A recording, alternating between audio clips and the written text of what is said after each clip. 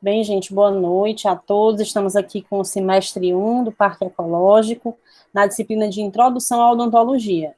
E hoje nós conversamos sobre uma temática que é de interesse da prática odontológica, que diz respeito ao exercício lícito e ilícito da profissão.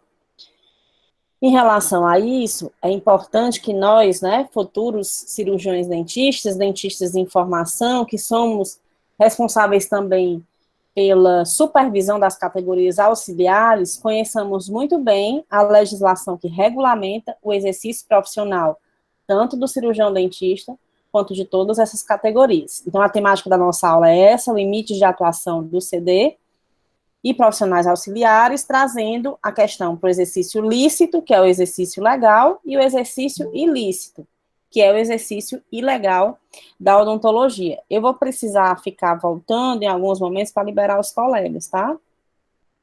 Vamos lá. Comumente, pessoal, a gente se depara com uma série de notícias a respeito da prática odontológica e o exercício ilegal.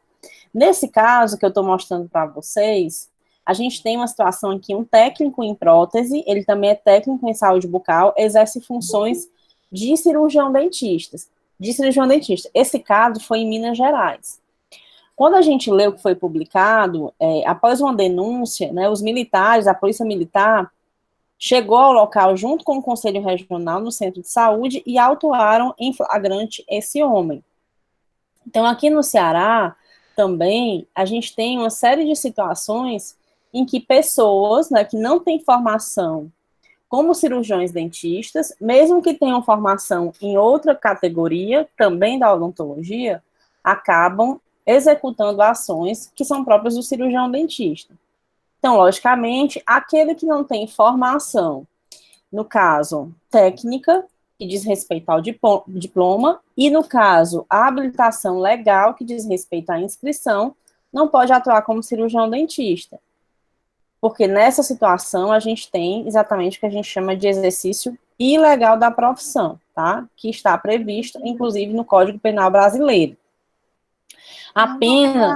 Os slides. Oi? Não estão vendo? Não, eu estou vendo só você está apresentando para todos. É a Rayane que está falando. Os Isso. demais estão vendo, pessoal?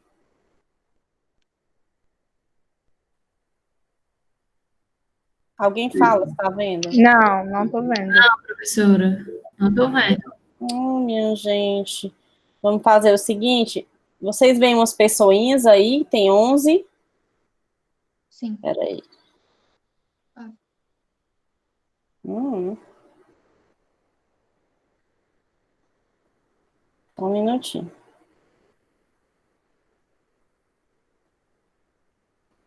Vou tentar aqui novamente.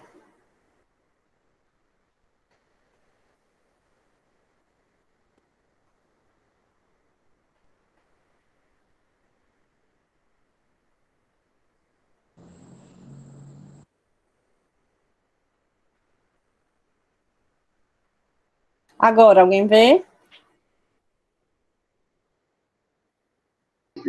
Sim, agora dá certo. Pronto, joia. Então, eu estava falando dessa notícia, tá? De uma situação que a gente tinha um técnico que ele estava atuando como cirurgião dentista e, portanto, ele é preso por exercício ilegal da profissão. Como eu vou ter que estar voltando, gente, aqui para liberar os colegas, se por acaso eu não retornar para a tela, vocês me avisam, tá bom? Porque para mim aparece tudo ok. Estão vendo agora, né? Sim. Joia. Mais uma situação que a gente tem de exercício legal. Aqui a gente tem um estudante de odontologia, ou seja, uma pessoa leiga, né? Agora, ele tem uma certa habilidade em função da profissão que ele está estudando, mas ele não é graduado. Na ocasião, essa estudante de odontologia de 24 anos, que cursava o 5º semestre, ela foi indiciada por exercício ilegal da profissão. Ela foi denunciada pelo Conselho Regional, tá? Mas, no caso, a Polícia Civil é que faz o flagrante da situação, tá certo? E aí vocês vão ver que existem competências que são próprias dos conselhos regionais, né? E situações em que a gente precisa do auxílio da polícia para que se possa realmente fazer o flagrante, como eu comentei com vocês, para que a pessoa seja autuada por exercício ilegal. E aí tem condições que o conselho realmente não pode agir diretamente, porque não é sua prerrogativa legal, não é sua, digamos, não é previsto em lei, tá certo? Então, que as duas situações para disparar a nossa discussão, para que vocês entendam que existem situações em que as pessoas têm alguma formação na área, ou pessoas leigas, que acabam fazendo atos próprios do cirurgião dentista. E, logicamente, isso é um crime, tá certo? Então, como eu já adiantei, o exercício ilegal da profissão é um crime. Todos aqueles que fazem atos próprios do cirurgião dentista, eles devem pagar por esses atos. Isso está previsto no Código Penal Brasileiro, tá certo? No artigo 282, que diz que aquele que exerce, ainda a título gratuito, a profissão de médico, dentista ou farmacêutico, sem autorização legal ou excedendo seus limites, incorre no exercício ilegal da profissão, ok? Então, mesmo aquele que esteja beneficiando a comunidade, né? Segundo é o que ele pode até pensar, aquele que tem uma formação, né, de uma área, mas excede as suas competências, né? Ele pode ser enquadrado como uma pessoa que exerce legalmente uma determinada prática. Então, para que eu exerça legalmente no Brasil, e aí a gente pode ter legislações diferentes em outros países. Para que eu exerça legalmente a profissão de cirurgião dentista no Brasil, eu tenho que levar em consideração aquilo que a gente já conversou. É o que está na Lei 5.081, que é a legislação que regulamenta o exercício do cirurgião dentista, tá? É uma legislação antiga, ela é da década de 60, mas é o que a gente tem até então. Então, a gente precisa seguir aquilo que está descrito como competência nessa legislação. E aí, eu adiantei para vocês, né? Para que eu exerça legalmente, primeiro eu preciso de um diploma, né, de uma universidade que a gente chama oficial, né, que ela está vinculada diretamente ao Estado brasileiro, como as universidades federais ou estaduais, ou uma faculdade reconhecida, que são todas as outras. Primeiro, eu tenho que passar por um curso de odontologia, para que eu tenha uma habilitação técnica ou profissional, como a gente chama. Eu vou receber um diploma, né? E um segundo momento, eu tenho que fazer um registro no conselho que eu pretendo atuar, que é o que a gente chama de habilitação legal. Não basta só ter o diploma, colocar debaixo do braço, abrir o seu consultório e iniciar suas atividades. Você precisa se dirigir ao seu conselho, e aí a gente pode falar do Ceará, se vocês se formaram aqui, mas não necessariamente, vocês podem se graduar aqui e fazerem um registro em qualquer outro conselho do país, certo? Já que o diploma de vocês tem validade em âmbito nacional. Então, eu finalizo o curso, eu me dirijo ao Conselho Regional de Odontologia, eu me registro, e aí eu tenho uma numeração em relação à minha categoria profissional, e aí sim, eu estou, né, em condições legais de exercer atos que são de profissionais graduados em odontologia. Em relação às categorias auxiliares, isso acontece praticamente da mesma forma, só que eles precisam de cursos específicos em suas áreas, tá?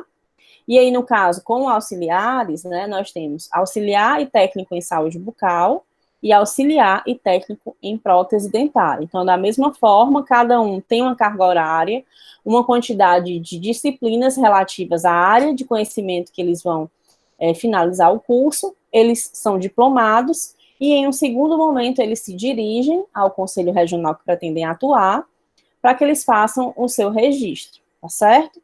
Professora, eu posso ser dentista e ter, no caso, a inscrição também numa dessas categorias? Pode. Se você tiver feito o curso, ou antes ou depois da sua graduação específica para essas áreas, sem problema. O que eu não posso é, com a carga horária de cirurgião dentista, requerer a inscrição, por exemplo, de técnico em prótese dentária, tá certo? Então, algumas situações, como é o caso daquele que foi flagrado em exercício ilegal, ele era técnico em prótese dentária e técnico em saúde bucal. Tranquilo, minha gente? Até então, alguma dúvida? Podemos ir para frente? Qualquer coisa vocês sinalizam. E aí a gente falou que a 5.081 é a legislação que diz respeito às competências do cirurgião dentista. Em relação às demais categorias, exceto os auxiliares em prótese dental, nós temos legislações específicas que regulamentam o exercício profissional dessas categorias também, ok? Então, a legislação em questão agora é a 11.889, que é uma legislação relativamente recente, se nós compararmos com a legislação de 66, e ela traz a regulamentação de auxiliares e técnicos em saúde bucal. Inclusive, antes dela, auxiliar e técnicos tinham nomes diferentes. O ASB, que é o que a gente chama de auxiliar em saúde bucal, a partir de 2008, era chamado de ACD, era auxiliar de consultório dentário. O TSB, que hoje nós conhecemos por essa nomenclatura, era conhecido como THD, que era o técnico em higiene dental. Por isso, comumente, se vocês se depararem com profissionais que são graduados há mais tempo, né, muitos deles ainda falam a nomenclatura antiga de ACD e THD, que a gente não deve utilizar mais. A gente vai utilizar, a partir de então, ASB e TSB, que são auxiliares e técnicos em saúde bucal, respectivamente. E aí, gente, essa legislação é uma legislação federal, que ela traz as competências desses auxiliares e as vedações também para auxiliares e técnicos. Ou seja, competências diz respeito ao que é que esse auxiliar pode fazer, e as vedações é aquilo que ele não pode fazer. O que é que o ASB pode fazer? Lembro que a professora Adriana colocou lá para vocês a íntegra dessa legislação, que vocês precisam dar uma olhadinha, e um caso referente a essa discussão que a gente está fazendo hoje, tá certo? Então, como competências dos ASBs, nós temos que esse profissional, ele pode organizar o consultório de maneira administrativa, realizar atividades voltadas para a higiene bucal, processar filme radiográfico. E aí eu pergunto para vocês, será que esse auxiliar pode executar tomadas radiográficas? Segundo a sua norma, não. Ele pode processar aquela película, né, aquela tomada radiográfica que foi feita ou pelo dentista ou pelo técnico. O técnico, sim, pode executar tomadas radiográficas, né? Auxiliares, eles só processam. Além disso, essas categorias acolhem os pacientes, auxiliam os profissionais nas intervenções clínicas. Eu vou passar um pouquinho mais rápido aqui, porque eu vou enxugar essas informações para vocês, mas não vou deixar de citar. E aí, esses profissionais manipulam material odontológico, selecionam moldeiras e preparam modelos de gesso, e como eu já tinha sinalizado, eles fazem registros administrativos do consultório. E aí eu vou querer confundir vocês. Aqui a gente tem a ASB selecionando moldeiras. Será que a ASB pode fazer procedimentos de moldagem? Não pode. A moldagem é ato próprio do cirurgião dentista. Segundo a legislação, nem o TSB pode fazer, tá? Então, isso aqui é o mais importante para a gente. Em relação a materiais odontológicos, esses profissionais, eles podem manipular. Enquanto o dentista está realizando a cavidade, por exemplo, esse material pode preparar, esse profissional pode preparar o material provisório que vai ser inserido. O técnico pode inserir o material, o ASB não pode. O técnico não finaliza a restauração, essa função é do dentista, até porque ele estudou um pouco mais de anatomia desses elementos dentários e oclusão, e a gente sabe que uma restauração que não está em boas condições, ela pode afetar e muito, né, a oclusão das pessoas. Então, só para aí fazer um joguinho com vocês. Ele pode manipular, mas ele não pode inserir. Ele pode selecionar moldeiras, mas ele não molda. Tranquilo? Ainda como competências dos ASBs, é importante destacar todo o cuidado com o processamento de artigos. A gente chama de processamento de artigos todos os passos relacionados à esterilização. Então, o ASB pode fazer isso, além de aplicar medidas de biossegurança em todo o consultório, no sentido de deixar aquele espaço menos contaminado possível. Além disso, o ASB pode participar de levantamentos de necessidades em saúde bucal. Eventualmente, as equipes atuam em espaços sociais fazendo levantamento das condições de saúde bucal das pessoas. Esse auxiliar, ele pode acompanhar, ele não faz o diagnóstico. Diagnóstico em saúde bucal é condição própria do cirurgião dentista. Mas a gente tem a equipe auxiliar, como o próprio nome já diz, para estar junto da gente, nos auxiliando. A gente acabou de falar sobre as competências, aquilo que a lei traz como sendo possível dos auxiliares fazerem. Mas é importante a gente conhecer aquilo que a legislação proíbe, tá? Por que isso é tão importante, professora? Porque, exatamente como eu falei para vocês, nós supervisionamos ações das categorias auxiliares. Nós somos responsáveis por essas ações estarem dentro da legalidade. Então, eu preciso conhecer. Inclusive, se tiver alguma modificação daqui para frente em relação a essas competências, é nossa obrigação legal conhecer também. Então, o que é que o ASB não pode fazer? O ASB não pode exercer suas atividades sem supervisão e de forma autônoma. Será que o ASB pode ter um consultório? Não, não pode, porque ele trabalha sobre supervisão. A supervisão do ASB pode ser realizada pelo dentista ou pelo técnico. Isso é possível. Tudo aquilo que não está discriminado na legislação, o ASB não pode fazer. Por exemplo, eu falei para vocês alguma coisa sobre endodontia, realizar acessos nos elementos dentais, realizar manutenção ortodôntica? Não, não falei nada disso. Se eu não falei, é porque a lei não traz. Se a lei não traz, aquele profissional não pode realizar, ok? Então, a gente vai se ater somente ao que está na lei.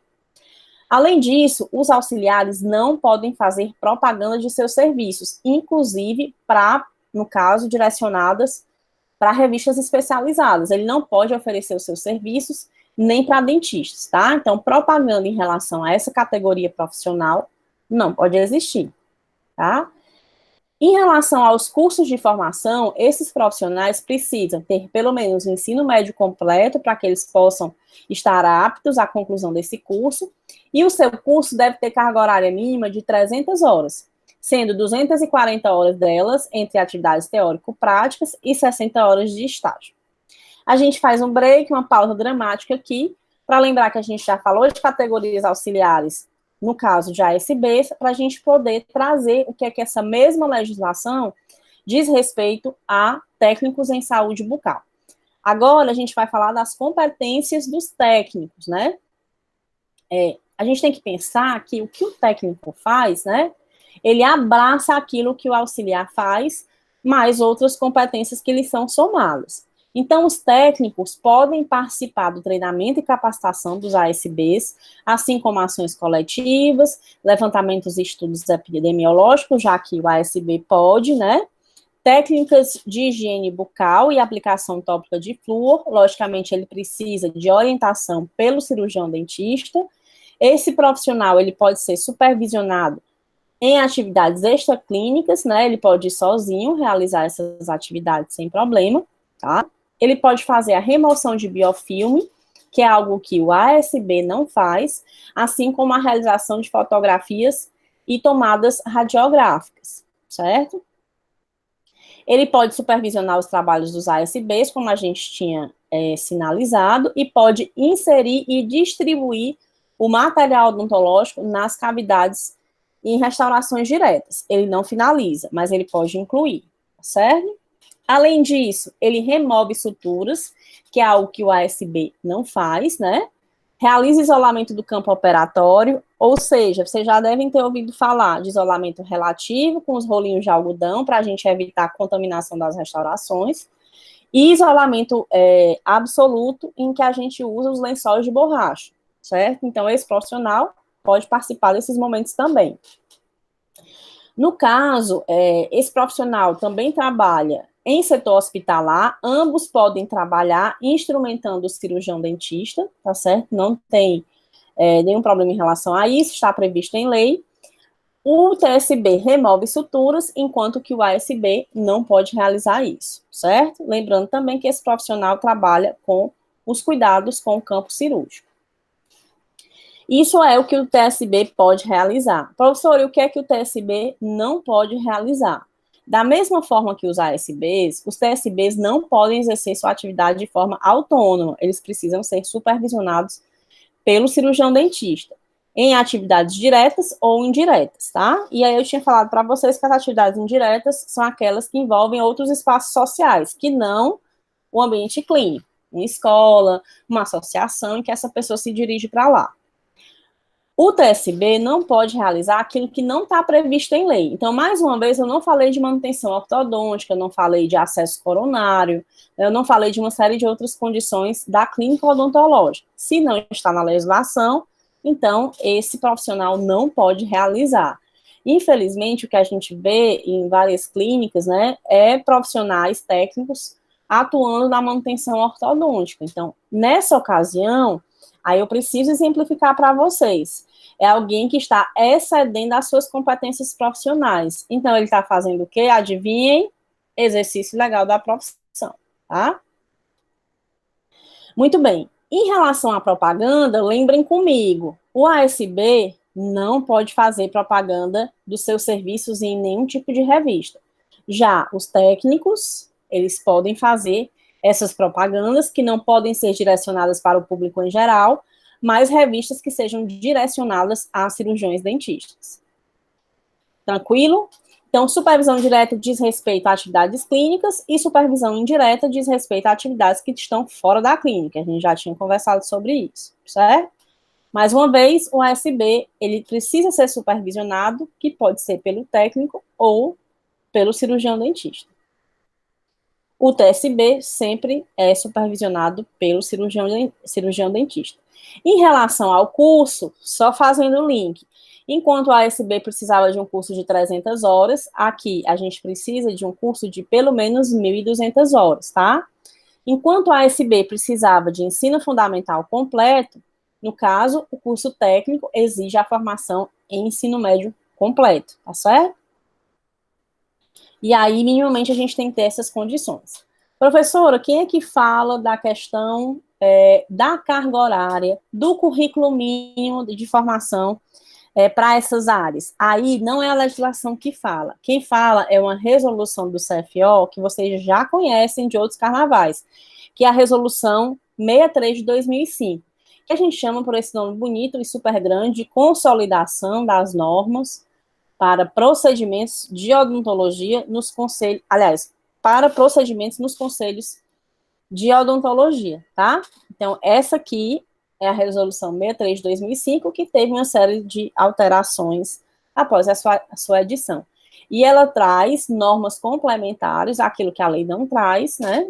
Ela traz, e uma delas é em relação à formação de auxiliares e técnicos. Mais uma pausa dramática para a gente poder comentar um pouquinho sobre os técnicos em prótese dentária, tá?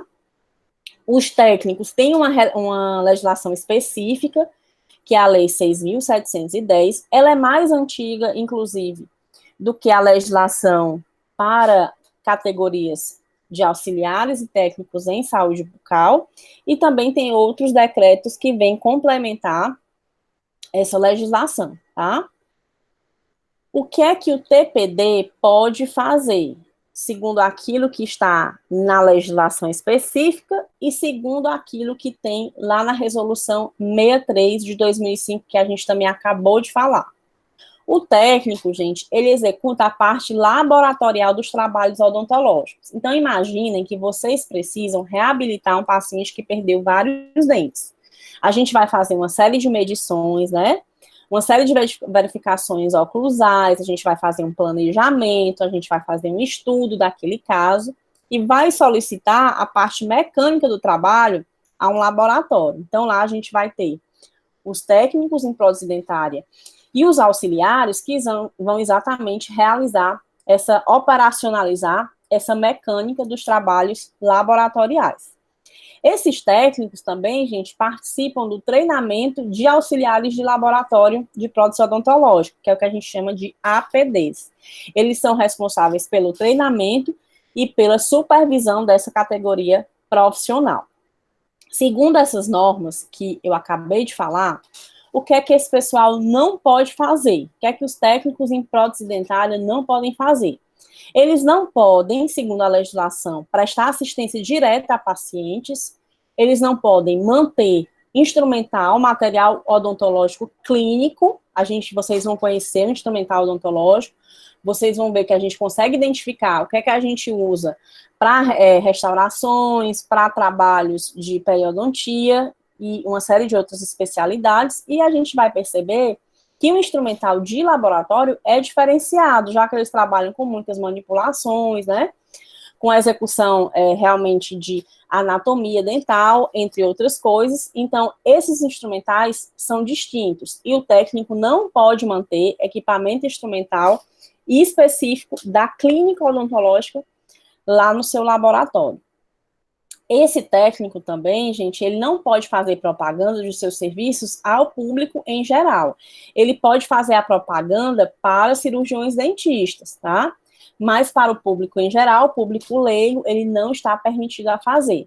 Professor, o que é que significa prestar assistência direta ao paciente? Apesar de ser uma prática, infelizmente, ainda comum em algumas situações, existem locais no Brasil, principalmente no interior, né, que os técnicos em prótese, quando têm essa formação, eles acabam recebendo os pacientes, né, nos seus espaços e executando as suas próteses, né, mas segundo a legislação, eles não têm competência para isso. E aí, mais uma vez, falando lá do caso, né, a gente tinha um técnico em prótese dentária que estava fazendo atos odontológicos. Então, ele não pode receber diretamente o paciente e nem o meu consultório, porque tem profissional que faz assim, eu vou pedir para o TPD, que entende bastante dessa questão da coloração, dos dentes, dos trabalhos, né, a parte estética é realmente uma das grandes habilidades deles. Tem profissional que solicita que o técnico venha. Então, é uma prática também que está em desacordo com aquilo que preconiza a normativa vigente, tá? Então, aqui alguns casos para vocês só perceberem que estão em desacordo com aquilo que a norma diz. Aqui a gente tem situações que tem propaganda para o público leigo, laboratório de prótese, precisa ser sinalizado isso, né? E, inclusive, que não tem atendimento direto. Protético, dentadura, conserto, então as pessoas iriam diretamente lá, né? E aí outras situações esdrúxulas que a gente pode encontrar aí nos rincões do Brasil. Todas essas situações são desabonadas pela normativa vigente, certo? Ainda assim, que eu até já falei, né?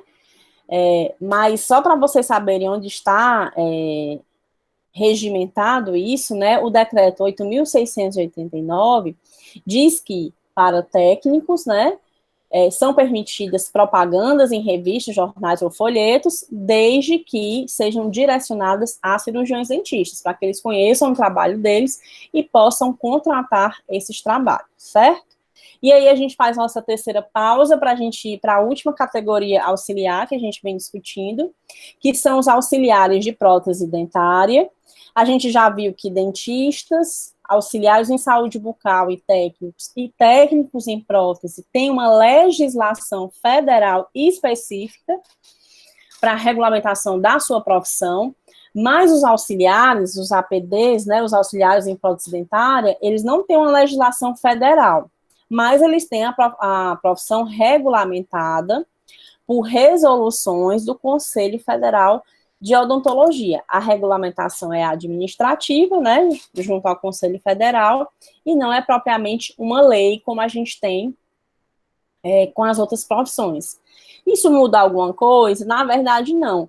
Se a regulamentação existe, ela traz direitos e obrigações, portanto, competências e vedações em relação aos atos profissionais desse profissional, ok?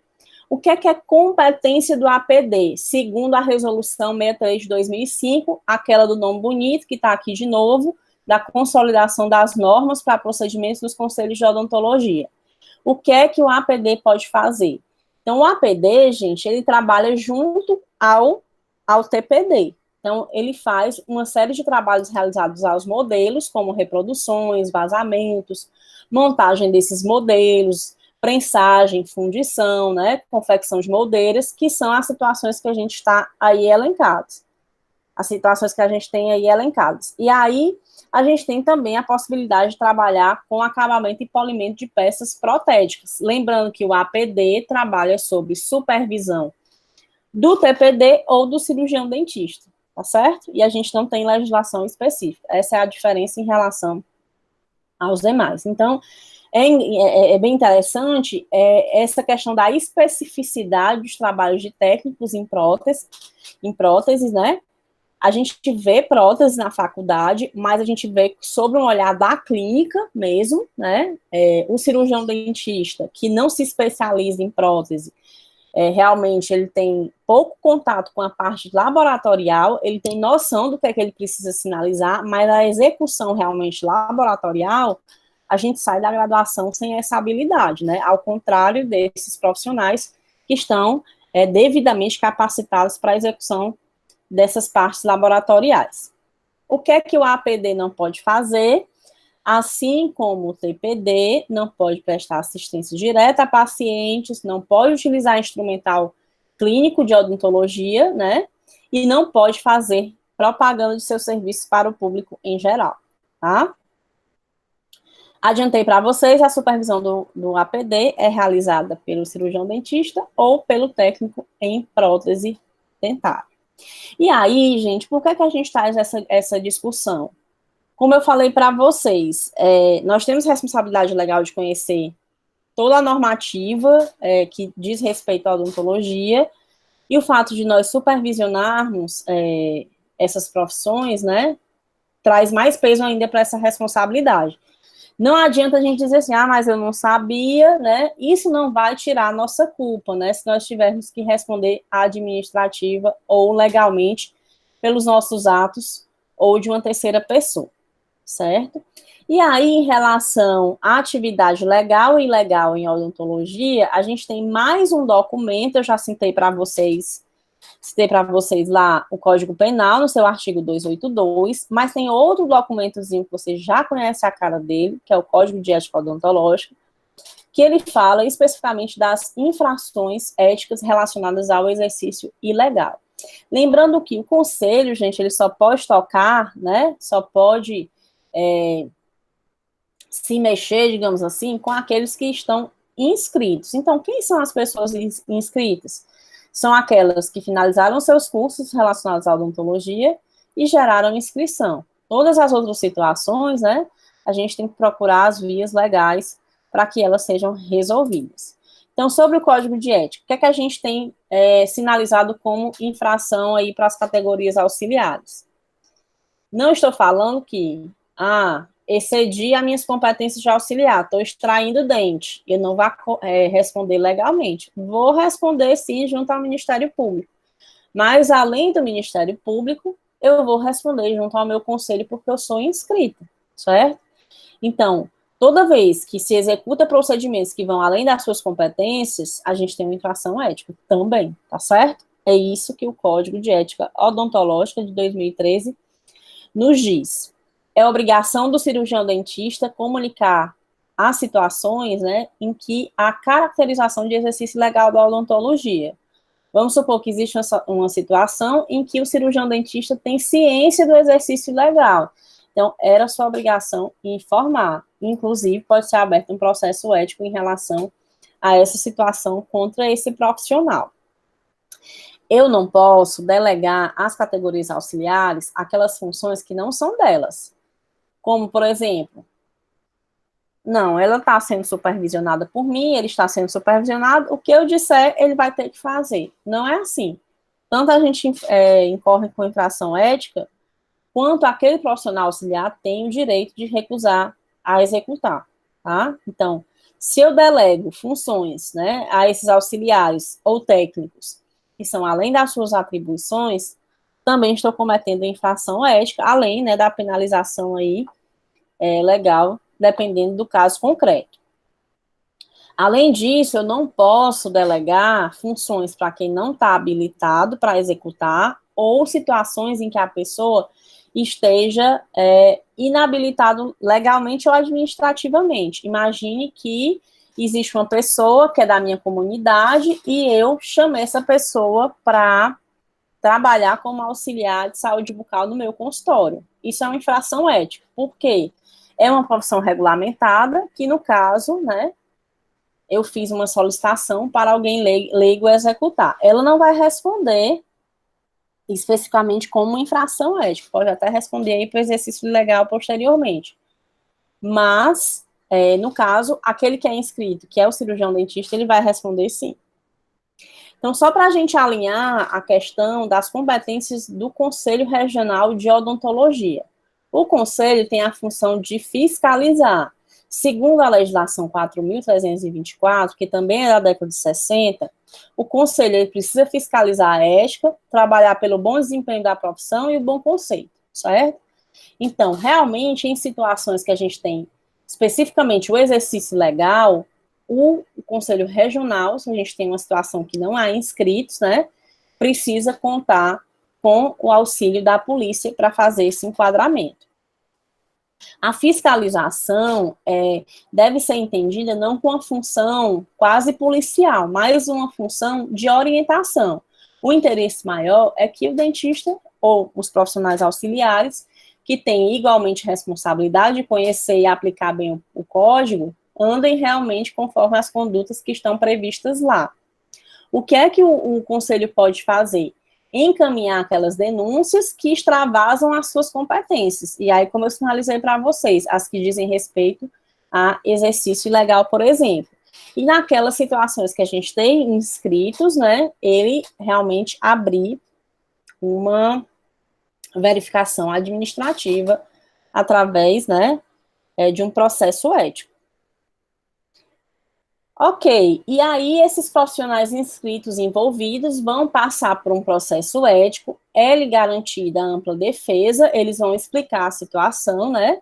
E se eventualmente eles tiverem culpa associada à situação, eles vão ser penalizados com as situações que a gente verifica aí no artigo 1º. Desde uma advertência confidencial reservada até a cassação do seu exercício profissional, se assim o Conselho Federal endossar essa cassação, certo? Então, imaginem que a gente tem um profissional que está trabalhando, né, solicitando que os profissionais excedam as suas competências. Lá no Conselho, ele pode ter um processo ético aberto, existe a verificação, e ao final dos trabalhos, dependendo da gravidade, ele pode responder numa dessas situações. Além dessas que eu já citei, ele pode ser suspenso e ele pode ser censurado confidencialmente ou publicamente, certo? Normalmente, essas penalidades confidenciais, o profissional recebe uma carta, né, explicando o repúdio do Conselho Regional sobre aquela situação e solicitando que ela não volte a acontecer, que ela está sendo observada. A censura pública, ela leva o nome do profissional, realmente, a situação para jornais de grande circulação, revistas, para que toda a comunidade saiba que aquele ato tratou-se de uma infração ética. E como eu falei, dependendo da gravidade, né, essas penalidades, elas avançam sem que você, sendo primário, vai ter só uma advertência confidencial, certo? Isso pode acontecer delas avançarem mais rápido, dependem sempre do caso concreto. Por isso que às vezes vocês perguntam assim, professor, essa situação, e a gente diz assim, desenvolva, como é que é esse caso concreto, né? O que é que aconteceu especificamente? Porque os casos concretos é que vão sinalizar aí o trabalho, por exemplo, da comissão de ética. O profissional pode ser suspenso até 30 dias, dependendo da situação, e em última análise ele pode ser suspenso. Certo? Professor, e o estudante de odontologia? Ele entrou no primeiro dia na faculdade, né? E aí ele já pode estar dentro de consultórios, né? Vou ver aqui a professora Adri, se ela já quer entrar para conversar com vocês. O que é que vocês acham? Tô aqui. Ah, eu nem te vi. Boa noite, pô. Olha, mulher, tu entrou e nem bateu na porta. Eu estou com acesso livre ao Google Meet, ele não tá pedindo minha permissão, tá vendo? Ele já tá meio íntimo, os íntimos, eu e Google Meet. Joia. Então, a gente estava comentando aqui do estudante de odontologia, né? Em que momentos esse estudante de odontologia, por exemplo, pode estar dentro de um consultório odontológico, fora da universidade? Nessas situações, gente, a gente só pode acontecer quando a gente tem um vínculo formal entre a instituição de ensino e a instituição que recebe esse aluno, certo? Isso só pode acontecer a partir do 5º semestre, tá? Então, a gente não pode, como aluno de odontologia, estar circulando em clínicas, em consultórios, mesmo de pessoas conhecidas, tá certo? A gente não pode estar realizando procedimentos com supervisão de outros profissionais se a gente não tiver essa formalização através de um convênio, que nada mais é do que um contrato entre as partes e garante segurança, inclusive, para aquele aluno que está em estágio. Normalmente, as turmas tinham, mas é muito tempo que a gente sai da universidade. Mas não se preocupem, gente. Na Unicristos, a gente tem uma série de atividades que vocês vão entrar na clínica já já, começando logo pela vivência no primeiro semestre, né? Então, é importante a gente atentar essa situação de não estar transitando em consultórios, né? Além dessa situação de legalidade, a gente tem também a questão do sigilo do paciente, que, em teoria, como profissional, a gente não tem obrigação nenhuma. Oi, quem está falando? Eu, Gemerson. Oi, Gemerson. Eu já vi vagas de emprego Sim, por exemplo, de ASB e TSB que poderiam ser ocupadas por estudantes de odontologia. É correto isso? A professora aqui, a professora Adriana, presidente da comissão de ética, viu, Adri? Tá ouvindo aí a história?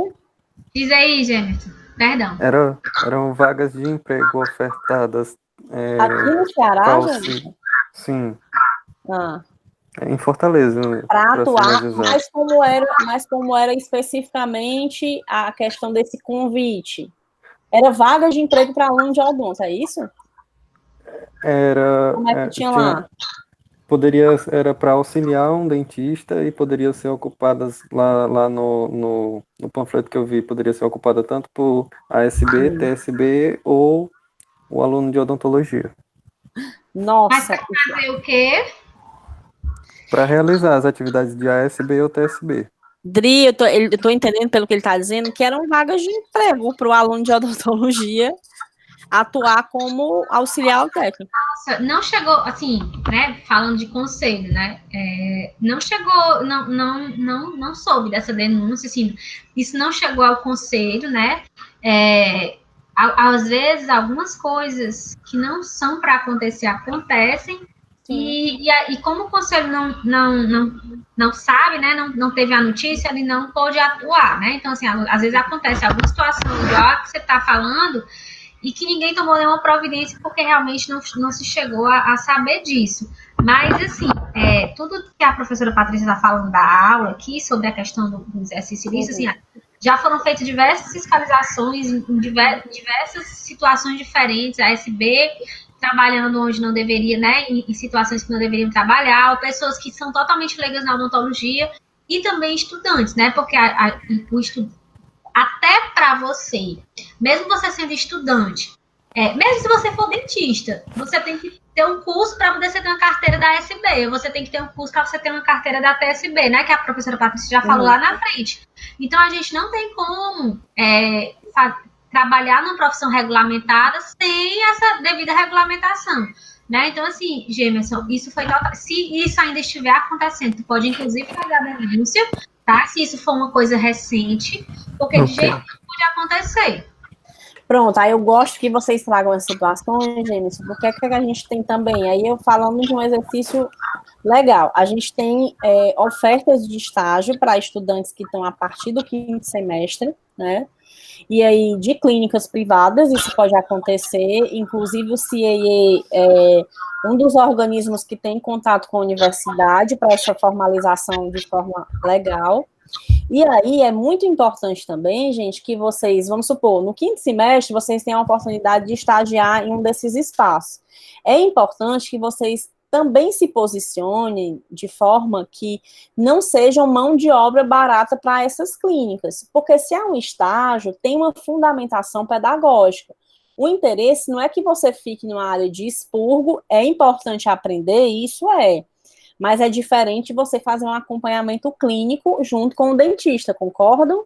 Então, a gente tem que se posicionar também de não acabar sendo mão de obra barata para essas clínicas, porque o interesse do estágio Não é, no caso, servir a clínica, mas ter um retorno de aprendizado importante para aquele estagiário, tá certo? Então, fiquem de olho nessas situações, sinalizem para a gente, porque a gente vai atrás, tá bom?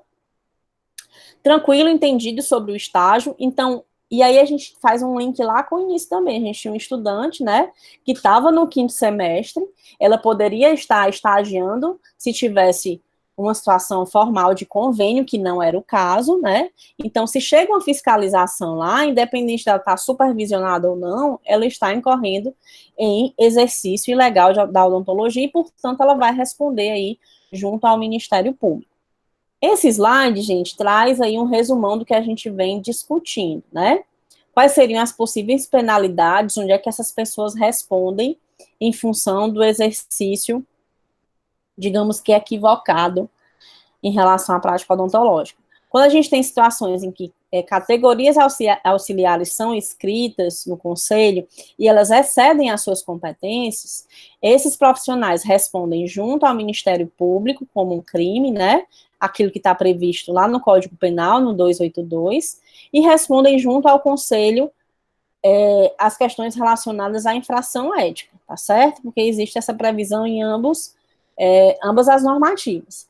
E aí, estudantes ou pessoas leigas que não têm formação em odontologia, mas realizam atos que são próprios do cirurgião dentista, por exemplo, como eles não são inscritos, não tem por que a gente falar de CRO nesse momento. Por isso, eles respondem diretamente ao Ministério Público, porque existe a ocorrência de um crime na situação. E aí, o cirurgião dentista que permite situações de exercício ilegal, como ele é inscrito, ele responde por infração ética junto ao conselho em que ele atua. Além do que a gente destacou em relação ao exercício ilegal, lá no 282, o Código Penal prevê ainda 2 possibilidades de exercício ilícito, que rapidamente a gente vai pincelar.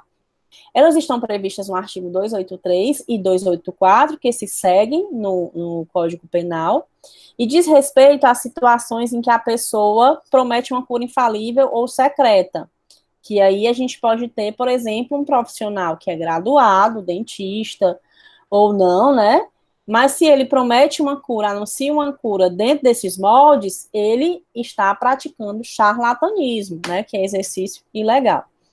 E aí também, na 284, quando a gente tem situações em que alguém prescreve, ministra, aplica alguma substância reiteradamente, ou seja, habitualmente, utiliza gestos, palavras, faz diagnósticos, né, não tendo capacidade técnica para isso, a gente tem aí a caracterização de uma situação que o Código Penal chama de curandeirismo. E especificamente para cada uma dessas situações, a gente tem a possibilidade aí de detenções de 3 meses até 2 anos, né, mesclando aí as 2 possibilidades, tá certo? A professora Adri sempre deixa um recado para vocês, estou passando aí o recado para ela. A gente finaliza aqui essa parte de exercício ilegal, tá? E aí é super importante que vocês observem também situações como essa que o Gemerson sinalizou para a gente, e que vocês tenham um olhar realmente mais crítico sobre o processo de trabalho odontológico. Alguma dúvida, gente? Até aqui, vocês querem comentar alguma coisa? A professora Adri vai entrar aqui conosco, ela tem algumas coisas para fazer aqui com a gente. Tranquila até então? Posso tirar a minha telinha? Pode, professor. Tá super escuro aqui o meu espaço. Dri, você vai projetar alguma coisa? Oi, gente, boa noite. Pronto, eu vou me apagar aqui. Hoje, eu prometo que não tem panelaço, né? Até porque já passou a hora do panelaço. Paty, toda vida que eu tô dando aula para eles, tem panelaço. Eu tenho uns vizinhos ótimos que participam de todos os panelaços aqui no prédio vizinho, então assim, sempre tem panelaço na aula deles. Mas já passou a hora do panelaço, hoje não tem panelaço, tá? Tá tudo jóia. Pessoal, como eu havia falado eu acho que eu comecei foi com a Mari. Vocês estão conseguindo? Alguém pode só me dizer se está conseguindo ver aí a minha tela? Se está vendo a prova? Eu consigo. Certo. Eu tinha conversado com a Mari que hoje eu ia trazer a prova para vocês, né? Eu acho que ela deve ter passado para o grupo. A gente ainda não tinha tido a oportunidade de trazer a prova, porque as notas ainda não tinham sido lançadas, né? E aí a aula passada, como foi manhã e noite junto e as provas eram diferentes, aí a gente trouxe a prova hoje, tá certo? A gente vai passar aqui rapidamente a prova. Se vocês tiverem alguma dúvida, eu peço que ou entrem no chat, que a professora Patrícia pode fazer a pergunta, se alguém não tiver com áudio, e se alguém tiver, e se for com áudio, pode abrir aí o áudio e perguntar, tá bom? É muito importante que, sim, na verdade, que esse momento seja para vocês tirarem dúvidas, se caso tenha ficado alguma questão. Então, eu vou iniciar aqui. A primeira questão da prova é assim: leia o trecho transcrito abaixo, que é parte de um texto de abertura da página do Departamento de Atenção Básica do Ministério da Saúde, no link que trata da Política Nacional de Saúde Bucal. Durante anos, a odontologia esteve à margem das políticas públicas da saúde, ou seja, foi sempre deixada de lado. Os acessos dos brasileiros à saúde bucal é extremamente difícil e limitado, fazendo com que as pessoas se acostumassem a procurar o atendimento só em casos de dor. Ou seja, as pessoas não tinham muito acesso no serviço público e nem todo mundo tinha dinheiro para procurar o dentista, então só procuravam mesmo em emergências. Esta demora na procura ao atendimento, aliada aos poucos serviços odontológicos oferecidos, fazia com que o principal tratamento oferecido pela rede pública fosse a extração, perpetuando a visão da odontologia mutiladora do cirurgião dentista com atuação apenas clínica. Então, a gente tinha uma atuação mutiladora, ou seja, era só para tratar, e esse tratamento muitas vezes era mutilante, que era a exodontia, e a atuação clínica, porque não se falava em prevenção, né? A gente não se falava em promover saúde, era muito mesmo de só resolver os problemas que o paciente estava aí naquele momento. Paty, na hora que você quiser comentar alguma coisa, por favor, fique muito à vontade. Joia, obrigada. Com base nas discussões, né, vamos ver o item correto sobre o tema. Então, o item A Política Nacional de Saúde Bucal, através do Brasil Sorridente, buscou centralizar suas ações nos grandes centros urbanos. Aqui já morreu o item, porque, na verdade, a Política Nacional de Saúde Bucal, ela tentou dar acesso às pessoas. E onde era que se tinha menos acesso? Principalmente nas áreas longe dos centros urbanos. Então, isso aqui foi o contrário do que a Política Nacional de Saúde Bucal fez. Item B. O Programa Brasil Sorridente tem uma visão mutiladora. Pronto, já morreu também. Pelo contrário, ele tentou tirar essa visão mutiladora, exatamente para dar acesso à saúde bucal às pessoas. E aí, se você dá acesso, você também vem junto com a prevenção, né? E aí você deixa de ter essa visão mutiladora para você ter uma visão mais preventiva, mais multidisciplinar também, não só dentro da odontologia. Aí, o certo era o item C, através do Programa Brasil Sorridente, foram implantadas as equipes de saúde bucal na estratégia de saúde da família. O item D. O modelo de assistência ao paciente proposto pela Política Nacional de Saúde não permite uma visão multidisciplinar. É o contrário, super permitivo, era uma equipe onde trabalhavam com outros profissionais e aí o paciente era visto como um todo, né? A gente sempre tem falado isso. Letra E, a organização da prática e qualificação das ações oferecidas no Programa Brasil Sorridente, reunindo ações de saúde bucal voltadas exclusivamente para a criança. De jeito nenhum. Ela foi uma ação voltada para todas as idades, né? E aí vamos para a questão 2. O Brasil Sorridente, Política Nacional de Saúde Bucal, é um programa do governo federal que tem mudado a atenção de saúde bucal no Brasil. Exatamente porque tem mudado esse paradigma aí de ser uma situação mutiladora, né?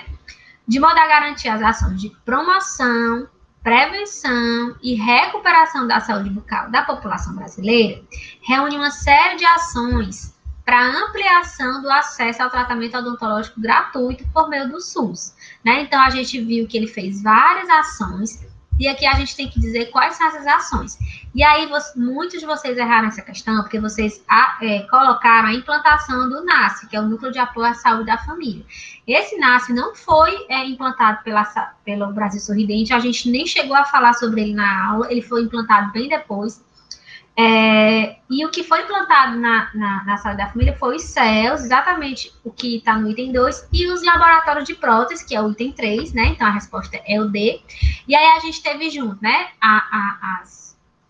as equipes de saúde da família, a fluodeletação das águas, né? Foram os principais, assim, as 4 ações, né, mais importantes do Brasil Sorridente que a gente conversou, né? Então, assim, o NASCE foi um tempo posterior, tá? Aí a gente aqui, essa questão, pra gente, na verdade, essa questão é bem interpretativa, né? É uma questão onde a gente tem um quadro e uma tabela. Essa tabela fala sobre o índice CPOD, que é o índice de dentes cariados, perdidos e obturados na população brasileira, em 3 diferentes épocas, né? Em 86, 2003 e 2010, onde foi feito o levantamento, né? Foram 3 épocas que foram feitos esse levantamento, e várias faixas etárias. E aqui nesse quadro, a gente tem dizendo o que significa esses valores aqui, né? Do CPOD. Então, aí aqui tem, né? Se a prevalência de cárie é muito baixa, baixa, média, alta, ou muito alta, de acordo com o número, né? De acordo com a referência numérica. E aí, desculpa, gente. O item A, ele traz que a prevalência de cárie em 86 poderia ser considerada muito alta aos 12 anos. E que esse indicador não mudou até 2010. Então, tá errado, né? Porque esse indicador mudou, ele baixou. Ele realmente era muito alto e depois ele ficou baixo. Item B. Em 2003, a prevalência de cárie no Brasil pode ser classificada como baixa, né? Então, ele falou como um todo. E como um todo, não é, né? Não é baixa. A gente tem aqui alta e muito alta. O item correto é o C, que fala que a prevalência de cárie em 2010, aos 12 anos, que é esse 2.1, é classificado como baixa. E aqui no quadro está dizendo que é baixa. Pela classificação da OMS, o que representa um avanço na saúde bucal do Brasil. E realmente foi, né? A gente saiu de 6.9, muito alta, para 2.1, né, nesses anos. Então, foi um avanço exatamente reflexo dessa acessibilidade, dessas prevenções, né, dessa promoção de saúde bucal que aconteceu, né, no decorrer do tempo. Letra D. A diminuição do CPOD em 86 para 2010 representa uma melhoria que não tem relação com o maior acesso à população. Então, é o contrário, né? Tem totalmente relação.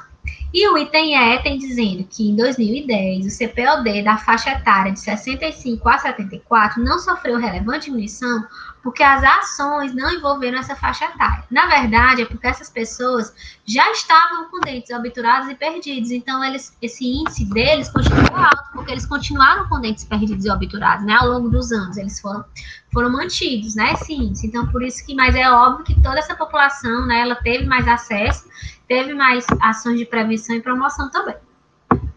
Gente, qualquer dúvida me pergunta.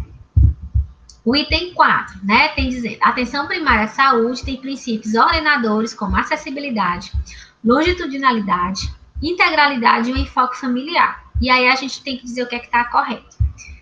O item 1, a acessibilidade aos serviços de atenção primária tem relação com a facilidade que o paciente recebe o atendimento, considerando a estrutura disponível, a proximidade do serviço da residência dos usuários, dentre outros fatores.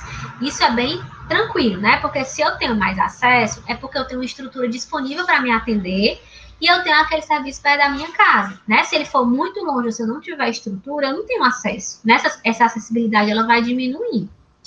Item 2. Os profissionais da atenção primária devem estar atentos à demanda da população, adequando os serviços às necessidades da comunidade, devendo encontrar o equilíbrio entre a resolutividade clínica individual e as ações coletivas de caráter preventivo.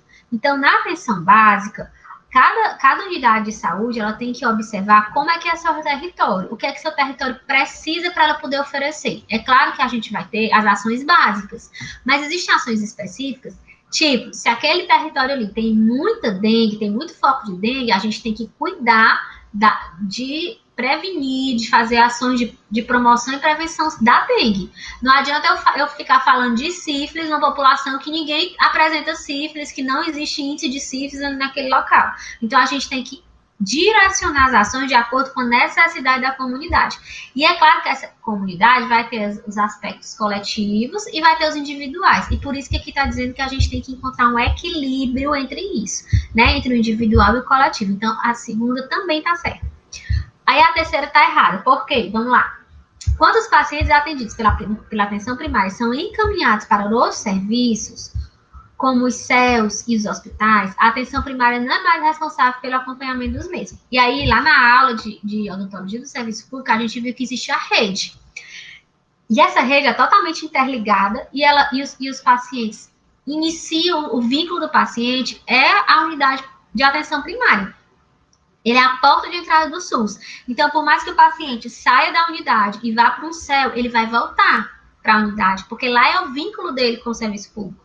Por mais que ele seja hospitalizado, ele vai voltar. Sempre ele vai ser acompanhado pela unidade básica. Então, de maneira nenhuma, a atenção primária pode quebrar esse vínculo com o paciente. Por isso que esse item terceiro está errado. E aí a gente vai para a quinta questão, que também é sobre a estratégia de saúde da família, né? E aí fala que em 94 ela foi implantada pelo Ministério da Saúde com o objetivo explícito de mudar a prática assistencial sobre a lógica da abordagem familiar.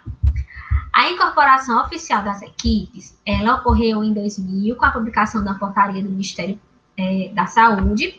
E aí a gente vai falar sobre a visita, né? Quer saber sobre a visita. Qual é o item correto? Item A. O cirurgião dentista da unidade preocupa-se exclusivamente com a saúde bucal do paciente. Já está errada porque a gente sabe que é a saúde sistêmica, geral. Item B. Os procedimentos odontológicos realizados pelo cirurgião dentista na UAP são tratamentos especializados. De jeito nenhum são atendimentos básicos. Os especializados é nos CELs.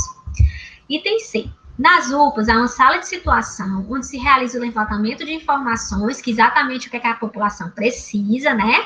Como condições sistêmicas e doenças infecciosas dos pacientes do território, né? Informações com as quais o dentista não precisa ter conhecimento. Pelo contrário, ele tem que se apropriar dessas informações para ele dar um melhor atendimento à população. O item D, tá certo. A UAPS é a porta de entrada do SUS, né? Para o usuário, onde o cirurgião dentista vai realizar procedimentos como restaurações, profilaxia e exodontia, além de ações preventivas visando a saúde bucal e geral com melhoria na qualidade de vida. Então, essa está corretíssima. E o item E. Caso a UAPS não realize o procedimento odontológico que o paciente necessite, o cirurgião dentista não pode deixar o paciente desassistido e deve oferecer seus serviços particulares. De jeito nenhum, né? O cirurgião dentista não pode oferecer os serviços particulares dele e tirar o paciente. Ele pode, assim, encaminhar para outro serviço, verificar de uma outra maneira para ele ajudar dentro da rede de atendimento, tá certo? Essa questão ela é um pouco mais complexa, é uma questão onde a gente vai analisar duas frases, né, e ver qual é a ligação entre elas, tá? Então, a primeira frase, né, e aqui a gente tem exatamente a questão da rede, né, onde tudo se conecta. E o que é que diz o item 1? A saúde bucal, na estratégia de saúde da família, coloca-se em contradição com o modelo hegemônico curativo reabilitador. Então, só vamos entender. Está dizendo que essa saúde bucal da estratégia da família, ela é o contrário desse modelo curativo reabilitador, que é mutilador. Então, realmente está certo. Quando a estratégia da saúde da família entrou, foi exatamente para trazer prevenção, para trazer o espírito da coletividade, da integralidade, da multidisciplinaridade e tirar essa coisa individual, só clínica e mutiladora, né? E curativo e mutilador. Então, que é quase exclusivamente, né, baseado em critérios clínicos individuais. Então, está certo o item 1. E aí está dizendo que o item 1 está certo porque a saúde bucal, na estratégia de saúde da família, busca novas bases e critérios, com incorporação dos princípios norteadores de base populacional, saber o que é que as pessoas estão precisando, oriundos do campo da saúde coletiva, buscando o coletivo, e busca torná-los reais no dia a dia dos usuários e serviços. É isso. Então, tá certo, né? Então, a estratégia de saúde da família, ela se colocou totalmente em contradição com o modelo que já existia, que era totalmente mutilador, curativo, individualista, para entrar na vibe da saúde coletiva, na busca de princípios aonde o coletivo, a promoção de saúde fosse importante, tá? Não só a cura daquele paciente no sentido de reabilitar, mas também de prevenir, de promover a saúde, tá? Então, por isso é que aqui a 1 e a 2 são proposições verdadeiras e a 2 é a justificativa da 1, tá? Gente, por causa só do tempo, eu vou pular esse texto aqui da 7, tá? E eu vou ajudar aqui vocês na resposta. Tá falando da UPA e dos CELs, tá? E aí aqui o item 1 diz, a UPA é uma grande porta de entrada para os hospitais. De jeito nenhum. A UPA não é porta de entrada de hospital. A UPA, ela é um serviço totalmente separado do hospital. Não significa que a pessoa que vai para o hospital tenha que passar pela UPA, né? E aqui ainda tem dizendo que não é possível que o paciente fique internado e na UPA ele pode ficar 24 horas internado. O item 2, aí tá errado, né? O item 2 está dizendo que a UPA é um estabelecimento de complexidade intermediária que funciona como estrutura anexa ao hospital. Acabei de falar que ele é totalmente separado do hospital, né? E não é uma estrutura anexa.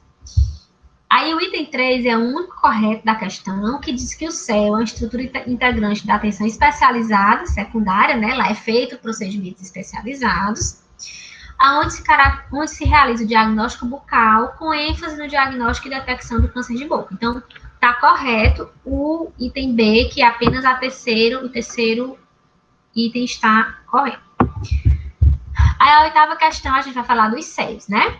Os CELs são estabelecimentos de saúde registrados no CNES, classificados como clínica especializada, ambulatório de especialidade, com serviços especializados em odontologia, para realizar, no mínimo, um rol de especialidades. Então, essa questão, ela não está perguntando quais são as especialidades que podem existir no CEL. Ela está perguntando qual é o mínimo que o CEL tem que ter, tá? Então, a resposta correta já é a letra A, onde a gente tem endodontia, que é o canal, atendimento a pacientes portadores de necessidades especiais e periodontia. Então, esses 3 especialidades, elas estão nesse rol mínimo que tem 5 especialidades, né? Aí a gente tem aqui, o item B está errado, porque aqui fala de prótese, e prótese não está no rol mínimo. O item C está errado, porque fala de odontopediatria, que também não está no rol mínimo. O item D está errado, porque fala de implantodontia, que não é o rol mínimo. E o item E está errado, porque fala de odontopediatria, que não está no rol mínimo. E aí, nossa última questão, né, sobre a UPA também. A UPA faz parte da rede de atenção às urgências, compondo uma rede organizada em conjunto com a atenção básica, atenção hospitalar, atenção domiciliar e o serviço, né, do SAMU. Porque tudo é uma rede, né, gente? Então, ela compõe aí essa rede. O item 1 diz que a UPA tem funcionamento ininterrupto, né, de 24 horas, com exceção dos feriados. De jeito nenhum. É ininterrupto entre feriado, final de semana, dia, noite, não para, tá? Então, tá errado por isso. Foi implantada em decorrência da Política Nacional de Saúde Bucal. De jeito nenhum. Ela foi implantada em um momento posterior, né? A gente até estudou aí a portaria que implantou as UPAs, e os CELs é que foram implantados, né, no Brasil Sorridente. O item 3 tem dizendo que tem o objetivo de diminuir as filas nos pronto-socorros, evitando que casos que possam ser resolvidos nas UPAs sejam encaminhados para as unidades hospitalares. Então, é isso. Na verdade, a UPA ela não faz parte do hospital. Ela não é anexa ao hospital. Ela não é porta de entrada do hospital. Ela é um serviço separado, mas que ele tem o objetivo maior dele é exatamente diminuir a fila dos hospitais, diminuir a ocupação nos leitos de hospital, exatamente para tentar organizar e resolver os casos mais leves, os casos mais tranquilos, né? Então, assim, uma sutura, uma queda de pressão, uma diarreia, né? Uma desidratação, uma coisa mais simples, que possa ser resolvida rápido, é interessante que vá para a UPA, exatamente para aquele leito hospitalar e ficar realmente no sentido de atender uma pessoa com um nível de complexidade maior, uma cirurgia mais séria, uma situação mais séria de saúde, tá? E aí, para a gente, dentro da odontologia, né, a gente tem também as nossas necessidades de atendimento de urgência, como dor de dente, né, uma fratura de dente, um abscesso. Então, a gente também tem essa resolutividade dentro das UPAs. O item 4, eles possuem equipe multiprofissional, interdisciplinar, compatível com seu porte, né? Inclusive nós, cirurgiões dentistas, a gente pode estar participando dessa equipe, né? Onde o porte com porte ficou horrível, né? Onde o porte seja compatível, né, com essa equipe e a gente faça parte, tá? Então, aí, no caso, os itens 3 e 4 são os itens verdadeiros. Eu vou voltar aqui, eu vou tirar aqui a minha tela. e vou abrir aqui outra tela. Eu tô vendo aqui, vou só abrir aqui o chat um pouquinho. Bem, não tem nenhuma pergunta, tudo ok. Agora eu vou abrir aqui só uma tela, gente. Vocês enxergam essa tela? Alguém pode só me dizer se tá ok? Sim, Adri, atividade para quem ficou abaixo da média. Pronto. Então, gente, ó, para dar aí uma força, tá? Para alguns alunos que ficaram abaixo da média, a gente vai fazer uma atividade com os assuntos da NP2. 4 aulas nessa NP2, até agora, até hoje, tá? E vão ser essas 4 aulas que vão ser abordadas nessa atividade. Quais foram os assuntos da NP2 que a gente viu até agora? Legislação, ética e bioética, dando ênfase aí ao código de ética. A gente viu entidades odontológicas e a gente hoje viu o exercício lícito e ilícito da odontologia. Então, qual é a proposta? Vocês vão fazer um caso, tá? E vocês podem, usar o modelo do seminário interdisciplinar como referência.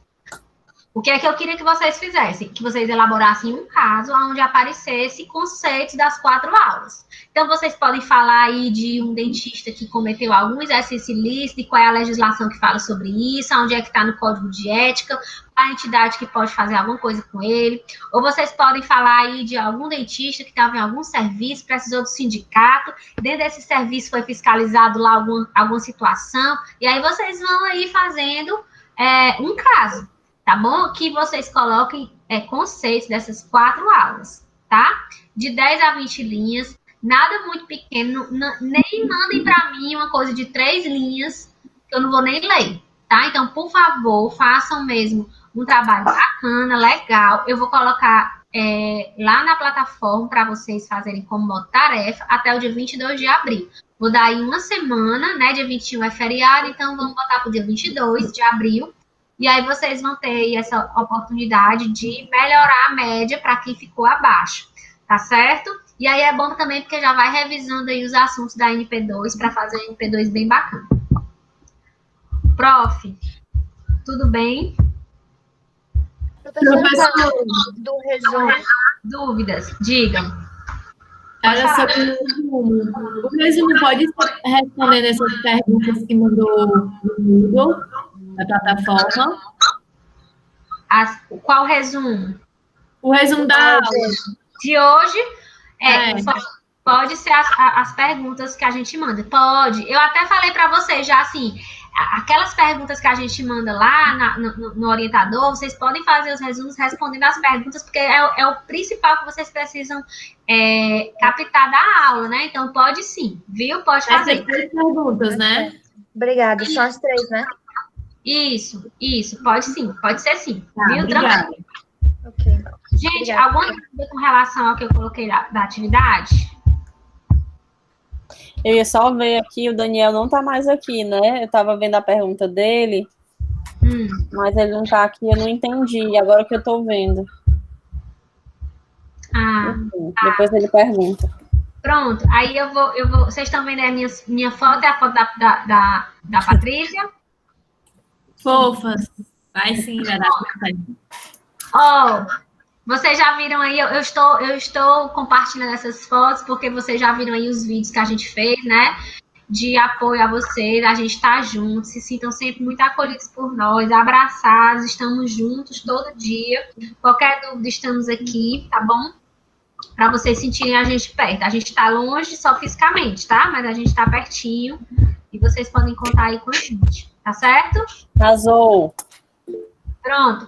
Quem tiver viciado no Big Brother, olha, Patrícia, essa turma, adoro ouvir meus panelaços e estão só todos no Big Brother. Olha, meu Deus, eu falei tanto do Big Brother, mas eu só assisti pro Prior e a Fly saírem. Pronto, agora não tem mais motivo para viver. Pois é, eu sei que essa turma, eles adoram Big Brother e adoram ouvir meus panelaços.